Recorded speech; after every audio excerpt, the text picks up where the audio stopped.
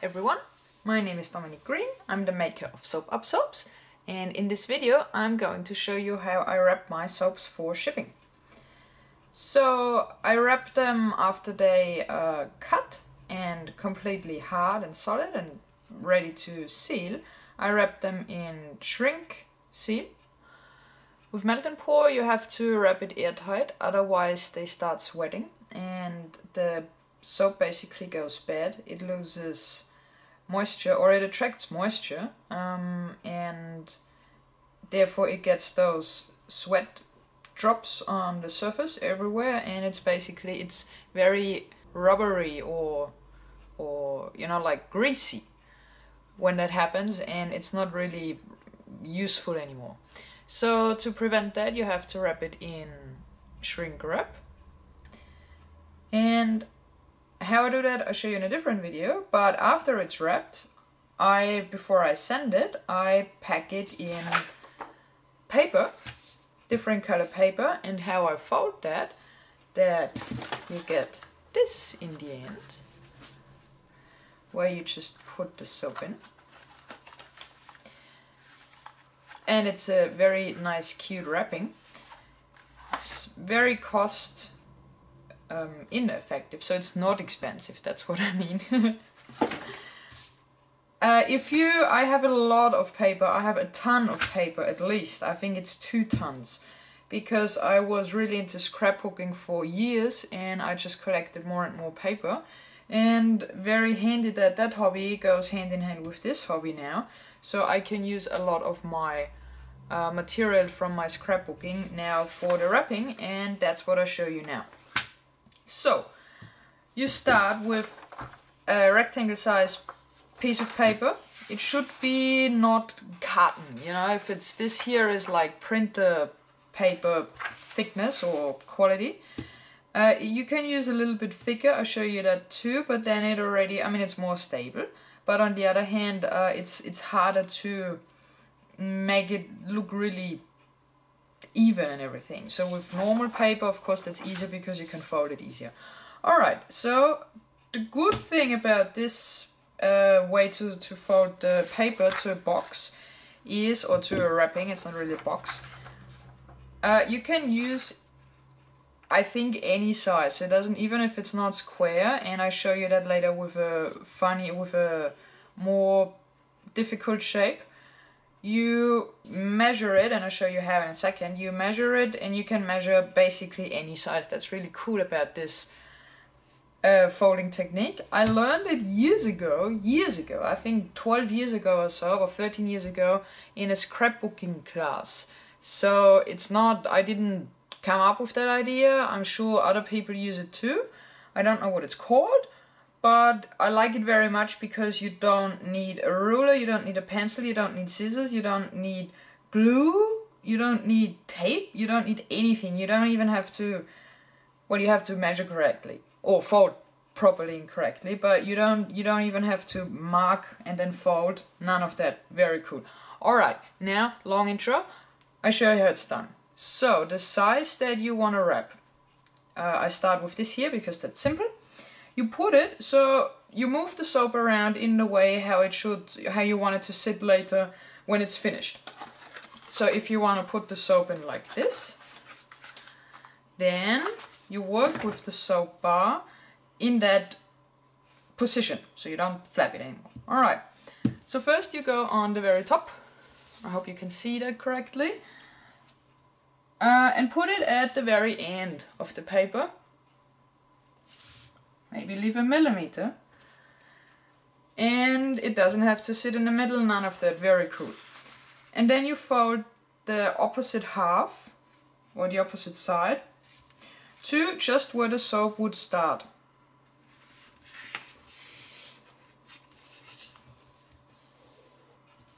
Go with your finger, make it very, I don't know the word for that, like properly. Alright. Do the same on the other side. So you put it right at the edge, fold the opposite half, again, I turn it again, to this edge here where the soap ends, so where it sits, and press down with your finger again and do the same. Alright.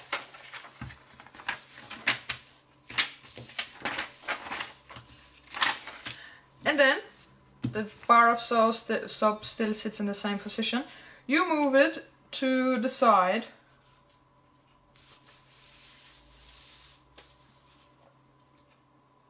Again, where the soap ends, where the paper ends. And I turn it around for you so you can see it better. Again, the opposite half to where the soap bar ends here. Press down. Make that very nice with your finger here so you get a proper edge. And then on the last side, do the same again. Move it. You know, if there is a millimeter room or whatever, that's alright. Just not here. Otherwise the soap floats around. And you again fold it. So, see?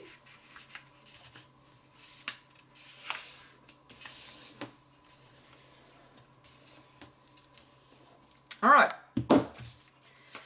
And then I always go and fold it one more time, because when you turn the paper around, you know, and handle it in different positions, it's just not as, I don't know the word for that. I want to say strong and even, but I don't think that's correct. But I mean that you get those proper lines.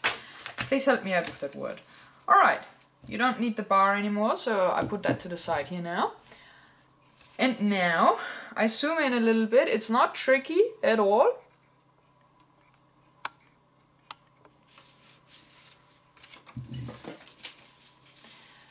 Alright. You see, so I folded it just on one side. You see where the, on the corner on the bottom. Alright, I looked up now the word for the word that I'm looking for, farts, and Google Translator says it's the word fold. I mean the noun. I don't know if that's the correct word. If Google says it, it must be true. So what I mean is this fold here, the bottom fold of the two that you have. I find it helpful if you hold your index finger, like the nail, like a little bit here, like here. And then you take this half and put it down 90 degrees. I turn it so you can see it better, to the side. And then you go with your finger and make another fold, if that's the correct word. I zoom out now, so you get, oops, you get more picture. And we have 3 more sides, so I can show you a lot of times. Now it is the bottom, you can't really see that. Now you can see it. This bottom fold now, that's the corner that I'm working on now. So again, I put my finger here. That's just to hold it down a bit, and I find that helps. Move the long side of the paper to the other, well, long side. I turn it. Alright. Make sure that it sits properly on the bottom edge here, on the paper fold. Alright, and then, so here, that it's not overlapping or inside or whatever. Make sure that that's nicely here. And then again, on the inside, I have to turn it again. This here, you just go with a finger and press it down again. Make another proper nice fold. Alright, I have a feeling that you might get it easier if I just do it and don't talk. So I do the other 2 halves now without explaining it. If you have the feeling that it's not folded enough anymore, you can always go back and make it stronger with your fingernail. Alright, so I do these 2 halves here now.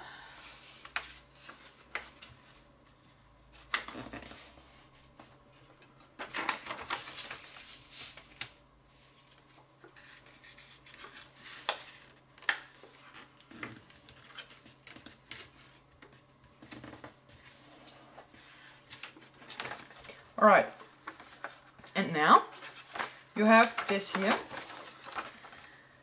and the soap that you used for measuring at the start, if you put it here in the middle and then fold it in and fold it in, And you have already the box or the bag, or the, yeah, it's like a paper bag.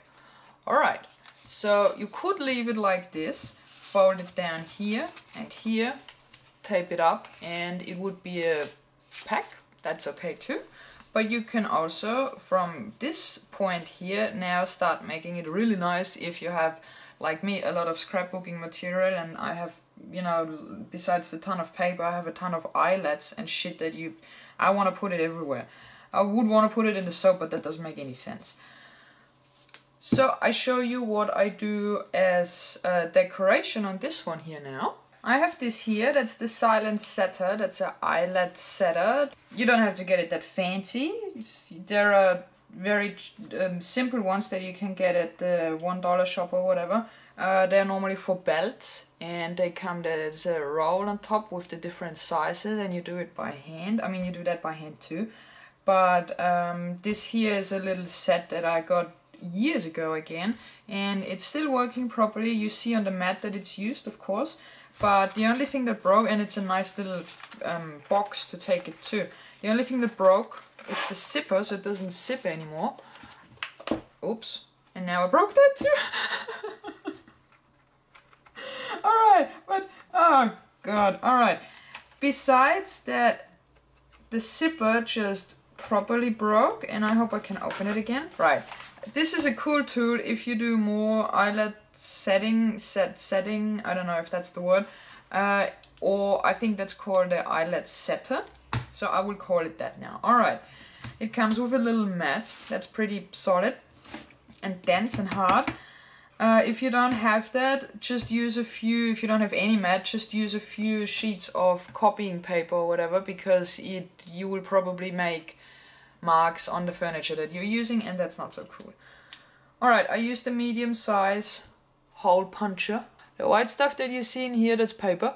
It comes out at some point. See, when it goes all the way down here, then it comes out. With this, I make a hole. And I make it about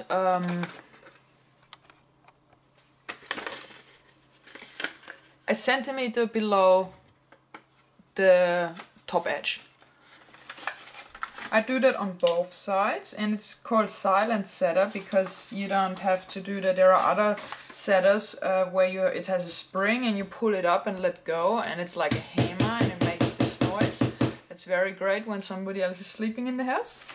So that's why silent setter. Alright, you put the setter wherever you want the hole, and then in this case, this version here, just whoopala. My light just fell down. You just turn this one here, twist it a few times. Doesn't take long, and especially when the paper is thin and it comes out, and then you have a hole in here. And I do that on the other side as well. You could measure with a pencil and a ruler and make a mark where you want to put the eyelet in, but I just do it by eye.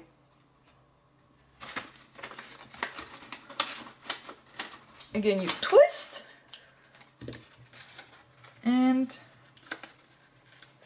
perfect. Alright. Now we choose the eyelet.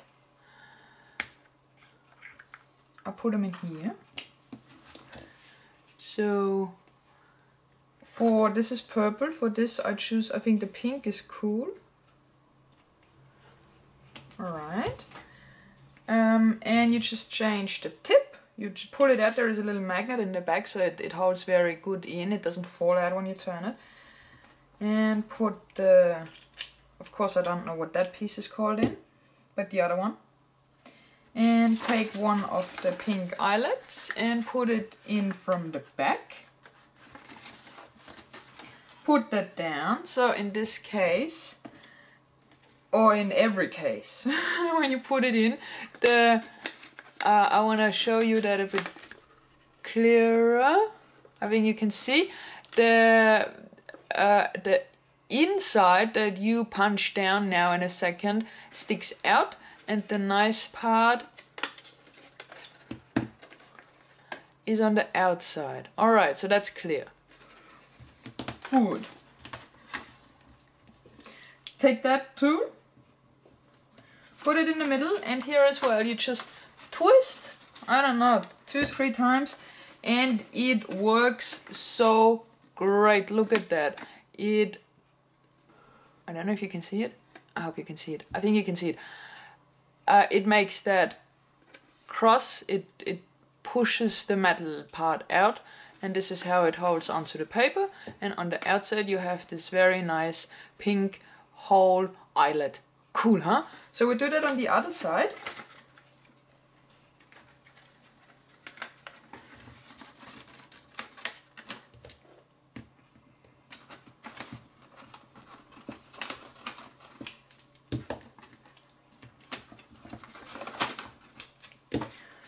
And it's done, and because of the eyelet, also the bag holds together not properly. You could put a little bit of glue here, you could do that, but you don't have to. It doesn't go further open than this, it can't anymore. So you put the piece of soap in. And now you could put a ribbon through here, or a piece of thread, or whatever you think looks nice. You can also use bigger eyelets, of course, and then you have a bigger hole. I show you how that looks when you put a ribbon through. I did that one already. This wobbler. This band here is not meant to be that long. I just didn't cut it yet, so you would cut it to have a nice ribbon. So that's empty, where I put something in then. If all of your soaps are the same size, you have it easy, and you could even make those bags ahead. And this is how simple and easy you get a, I think, pretty cool paper soap wrapping. Different paper makes different effects, of course. I also like lines and dots like this one. This one here is nice too. See? Llama. Alright, I want to show you how quick it is to fold one of these boxes. I will do that now, and don't talk, so you see me doing it, and then you will see how that it really doesn't take long. It just takes so long because I tried to explain it. But one box is folded in about probably under a minute, but I show you that in a second.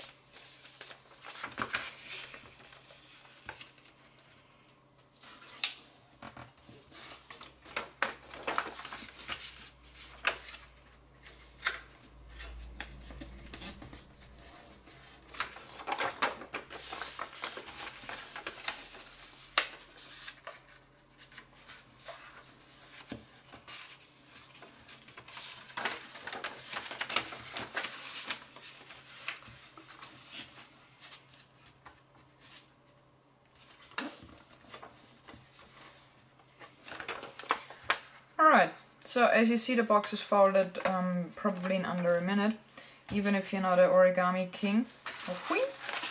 This shape or size of box is, you know, it's dependent on the piece of paper that you use, of course. If you use square paper, you might have to use scissors on the sides. That happens when... so you fold your folds, put the soap in the middle. When the sides overlap the length of the soap, then you have to cut that, because otherwise when you fold it in, the tips, the pointy parts of both sides, they can't fold anymore, they can't close. You know, they are longer if the folded part is longer than this, then you have to cut it. But even then, you don't need to, I don't know, calculate or anything. You just mark it where it overlaps. So let's just say this would go all the way to here. Then you mark it with a pencil where you want to cut it, and then use one of these cutting boards here with the arm, with the scissor knife thing on the bottom. And this way you get a 90-degree angle. You don't need a ruler, you don't even need scissors, it's perfect. Alright, but if you use a piece of paper that looks like it could make a nice box for the soap, you know, like if that's your bar of soap and you use a 1 meter piece of paper, it might be too big, and then you have to cut, you know, with scissors. Alright, I now fold a box with, this is carton, as you can hear. It's thicker, it's like photo carton, it's matte, colored paper though. The technique is the exact same, it works, there is no problem, it's more stable, so it has benefits of course. But it is a little bit, it's not tricky to fold, but you know, you need a little bit more finger grip. I don't know if that's a thing. So I fold this one here now, but I do it with a different size bar. So I'm not using a proper square bar, like a bar. I use a little bit trickier shape.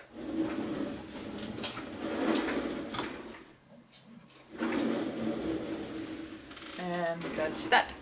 Love heart. Alright, same technique.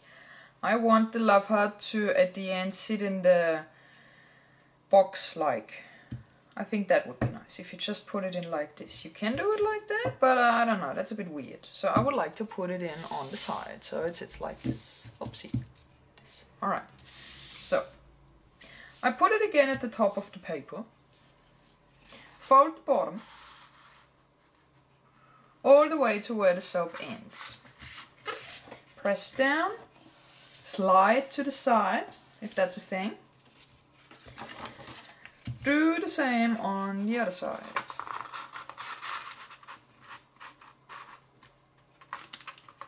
Okay, I take it away now, the soap, because it's easier to handle it. Alright. The only thing you have to remember when you put it in the spaces where where you have to fold is to always keep the same position of the soap, then nothing can go wrong. Alright, here you just measure by eye where it would stop because it's not touching the paper on the ground.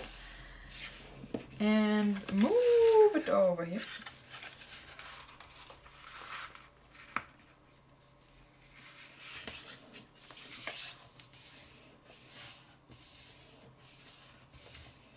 Alright. And now I do the corner, the folding parts.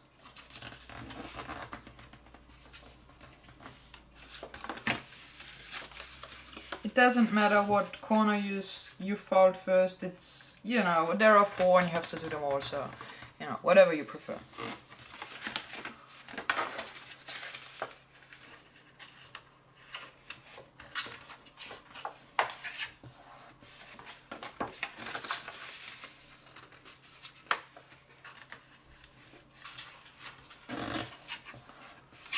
Alright, finished.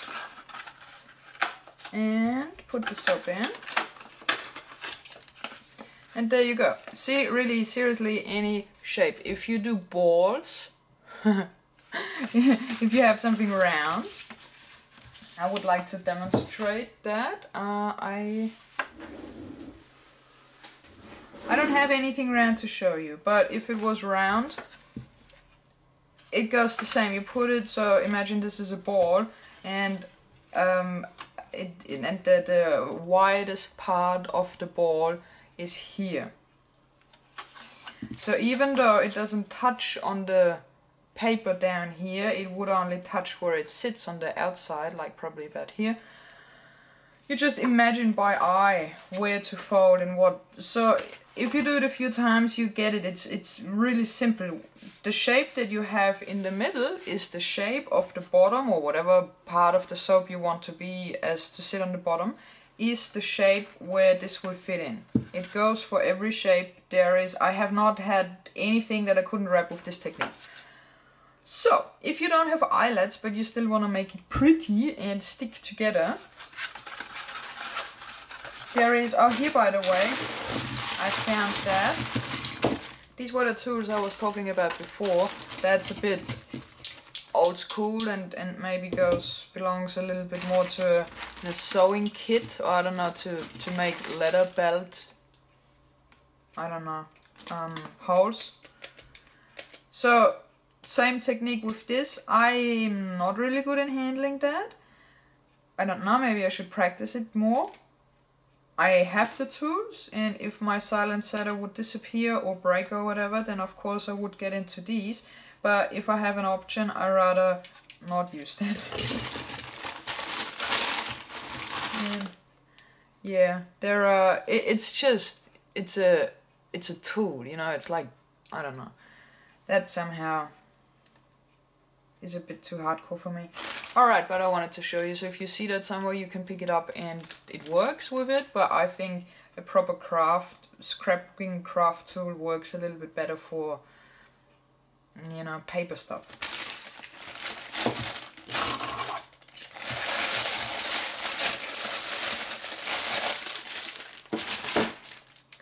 So, if you want to make it nice without the eyelets, how did it go? That way.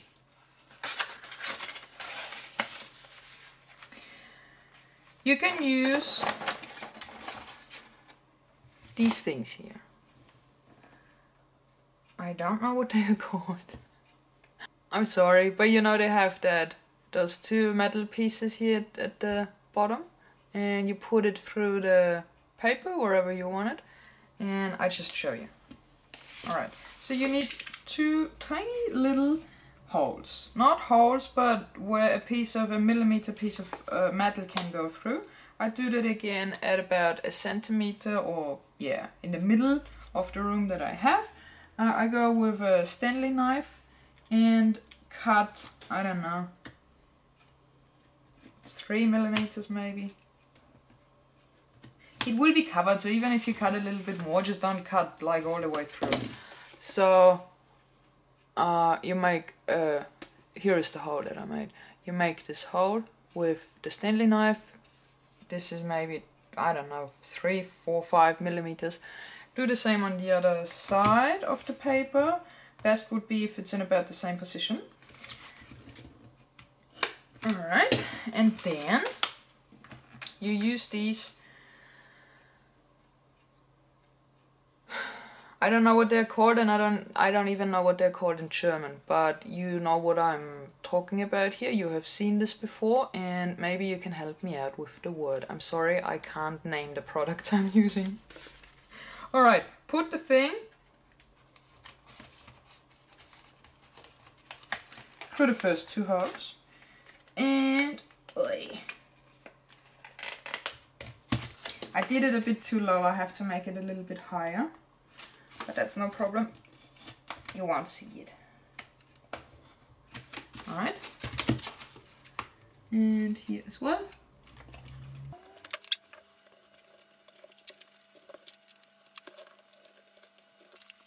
And this way you can also close the paper.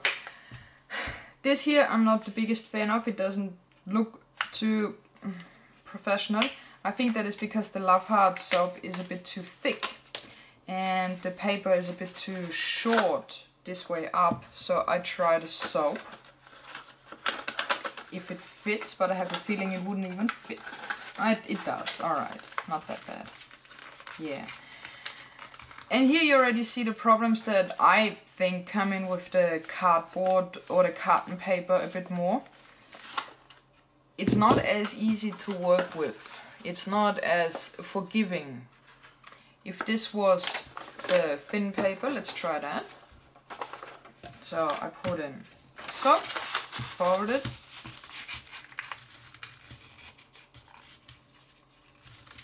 If it's the thin paper, well, you can't do it when the soap is in, but you can do it if you fold it piece on piece when the soap is out. Put it down. Use the Stanley knife through both layers of the paper, and this way you make for sure that it's in the same spot. And I make the hole a little bit further up because, as we saw before, this piece of paper was not the right size really for the love heart, but with the bar of soap it's okay. And where's my other one? Here.